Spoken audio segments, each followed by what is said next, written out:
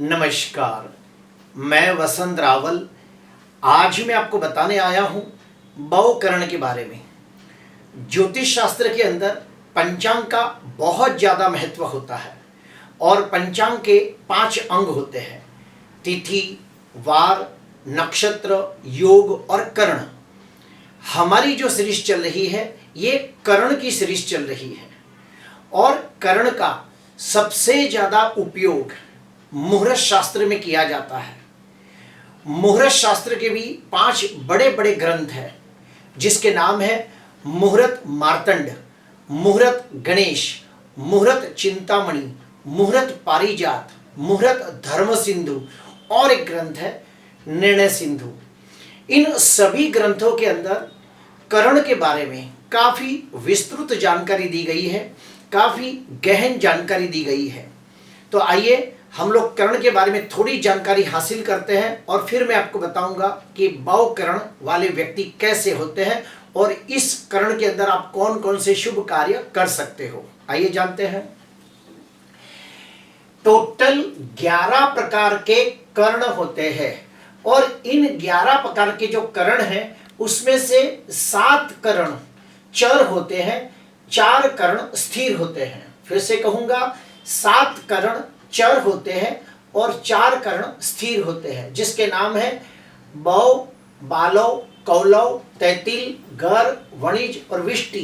ये 7 चर कर्ण हैं और शकुनी, चतुष्पाद, नाग और कृस्तुघ्न, ये जो 4 कर्ण हैं ये स्थिर कर्ण हैं। तो इस प्रकार से 7 और 4 11, टोटल 11 प्रकार के कर्ण होते हैं। अभी मैं और एक बात बताना चाहूंगा कि ये जो चर करण है, ये जो 7 करण है, ये 1 महीने के अंदर 8 बार रिपीट होते हैं और ये जो 4 करण है स्थिर करण, ये पूरे महीने में एक ही बार आते हैं और वो भी कृष्ण पक्ष चतुर्दशी के उत्तरार्ध में, उसके बाद अमावस्या के दिन और प्रतिपदा के शुरुआत में। तो इस प्रकार से टोटल 60 करण होते हैं। ये देखिए, जो चर करण होते हैं वो 7 है, 1 महीने में 8 बार रिपीट होते हैं, तो 8 7 56। और ये जो स्थिर करण है ये महीने में एक ही बार आते हैं। तो इस प्रकार से टोटल 60 करण 1 महीने में आते हैं। यूं समझ लो कि एक तिथि के अंदर 2 करण आते हैं, तो 1 महीने की कितनी तिथि होती है? 30 तिथि होती है, 15 शुक्ल पक्ष की, 15 कृष्ण पक्ष की। तो इस प्रकार से एक तिथि के अंदर 2 करण आते हैं, तो महीने की 30 तिथि के अंदर टोटल 60 करण होते हैं। आज हम चर्चा करने जा रहे हैं भवकरण के बारे में। तो मैं आपको बता दूं कि जो भवकरण है ये चर करण है और इसका जो स्वामी ग्रह है ये सूर्य है और भगवानों में इसके भगवान है इंद्र देवता। अभी हम लोग जानेंगे कि भवकरण वाले व्यक्ति कैसे होते हैं। तो सुनिए, मुहूर्त पारिजात के अंदर ये कहा गया है कि जो भी व्यक्ति भवकरण में पैदा होता है ऐसा व्यक्ति बहुत ही बुद्धिमान, गुणवान, संस्कारी, विनम्र, विनयी, विवेकी, तेजस्वी, प्रभावशाली और प्रतिभाशाली व्यक्ति होता है। ऐसे व्यक्तियों को कुटुंब का सुख, रिश्तों का सुख जन्म से ही बहुत अच्छा मिलता है। ऐसे व्यक्ति अपने कार्य क्षेत्र के अंदर बहुत ही निपुण होने के वजह से समाज के अंदर, दुनिया के अंदर बहुत ही प्रसिद्धि प्राप्त करते हैं। ऐसे व्यक्ति 28 वर्ष के बाद सर्व प्रकार के सांसारिक सुख और भौतिक सुखों की प्राप्ति करते हैं और समाज के अंदर मान सम्मान, पद प्रतिष्ठा पूर्वक जीवन व्यतीत करते हैं। आपको मैं बता दूं कि जो भवकरण है उसके भगवान कौन है? इंद्रदेव। इसीलिए ऐसे व्यक्ति के पास रणनीति, राजनीति, कूटनीति का बहुत अच्छा ज्ञान होता है। शत्रु पे विजय प्राप्त करने वाले शत्रुंजय लोग होते हैं। शत्रु को परास्त करने के लिए शाम, दाम, दंड, भेद जैसी नीतियों का इस्तेमाल करने में माहिर होते हैं। और आपको मैं ये भी बता दूं कि भवकर्ण के जो स्वामी ग्रह सूर्य है, इसीलिए ऐसे व्यक्ति शरीर से स्वस्थ, तंदुरुस्त, निरोगी होते हैं।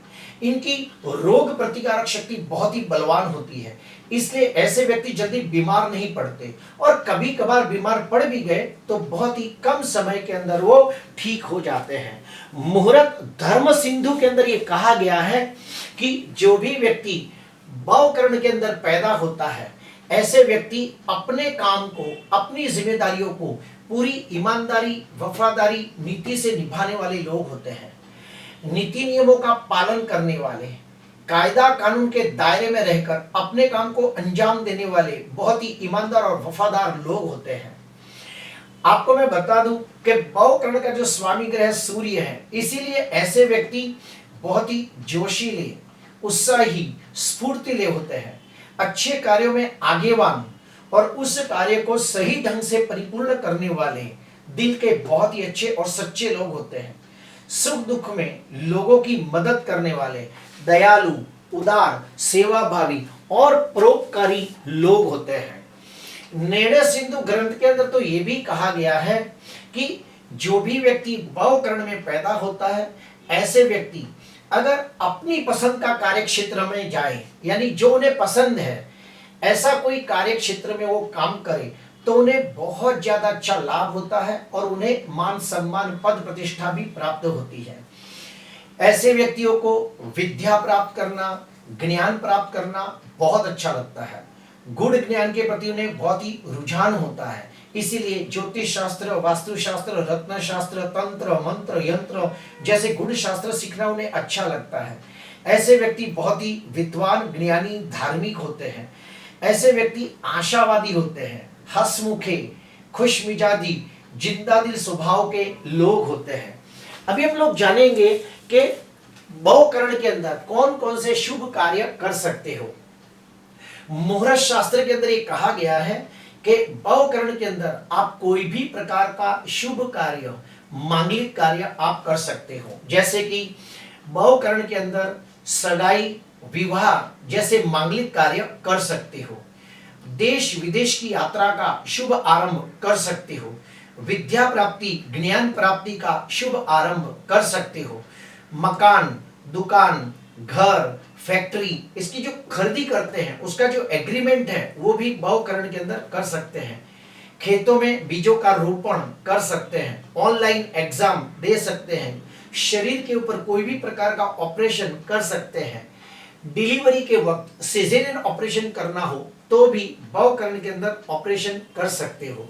प्रिय दर्शकों, ये जो भवकरण है ये कर्णों में पहले नंबर का कर्ण है और ये चर कर्ण है। इसे बहुत ही अच्छा माना गया है। मुहूर्त शास्त्र में से मान सम्मान की नजरों से देखा जाता है, क्योंकि इसके स्वामी ग्रह सूर्य है और भगवानों में इंद्र है। आपको मैं बता दूं, सूर्य नवग्रहों का जनेता, और सूर्य को हम क्या कहते हैं, कुंडली में पिता का स्थान देते हैं, राजा का स्थान देते हैं, तो उनमें राजा जैसे काफी सारे गुण होते हैं। इंद्र कौन है? भगवानों का राजा। तो ये सर्व प्रकार के भौतिक और सांसारिक सुखों की प्राप्ति करने वाले भगवान है। तो भवकरण के जो स्वामी ग्रह सूर्य और भगवानों में इंद्र, ये दोनों बहुत ही ताकतवर शक्तियां हैं, इसीलिए भवकरण को बहुत ही शुभ और पवित्र माना गया है। प्रिय दर्शकों, भवकरण के अंदर जो भी व्यक्ति पैदा होता है वो बड़ा तेजस्वी, प्रभावशाली होता है और अच्छे गुणों को हासिल करने वाला होता है। अपने अच्छे कार्यों के वजह से समाज के अंदर मान सम्मान, यश जस, कीर्ति प्राप्त करता है। प्रिय दर्शकों, आज मैंने आपको बताने की कोशिश की कि भवकरण वाले व्यक्ति कैसे होते हैं और मुहूर्त शास्त्र के अंदर भवकरण के अंदर आप कौन कौन से शुभ कार्य कर सकते हो। आज के लिए बस इतना ही। आपको अच्छा लगा तो जरूर लाइक करना, सब्सक्राइब करना। नमस्कार।